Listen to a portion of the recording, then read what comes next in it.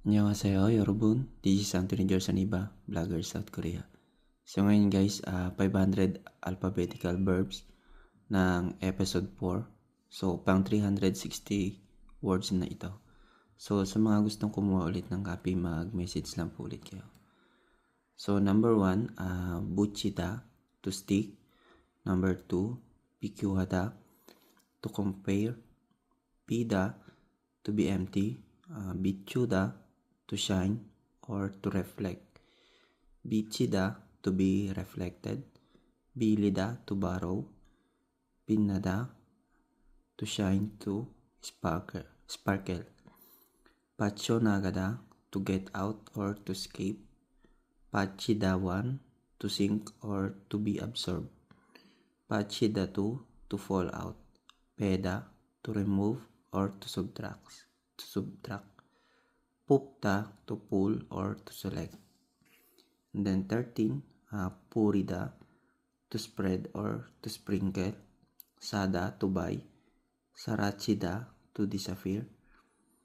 Saranghada, to love. Sayong dvida, to be used. Sayong hada, to use. Salda, to live. Silida, to save someone.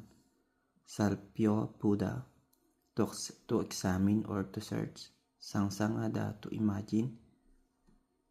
Sengkaknada, to remember. Sengkang dvida, to be considered.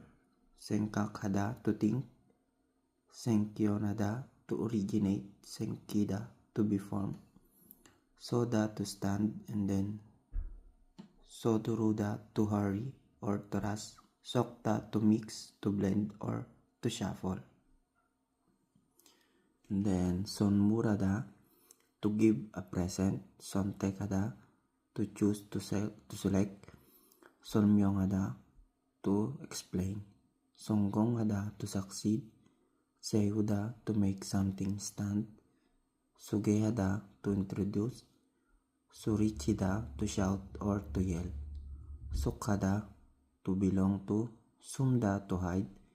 Shida, to rest or to relax. Sidalida, to suffer from. Sijakduida, to start by itself. Sijakada, to start or to begin. Sikida, to make somebody or to order. 45, siksahada, to have a meal. Shinda, to put on or to wear. Shitta, to load.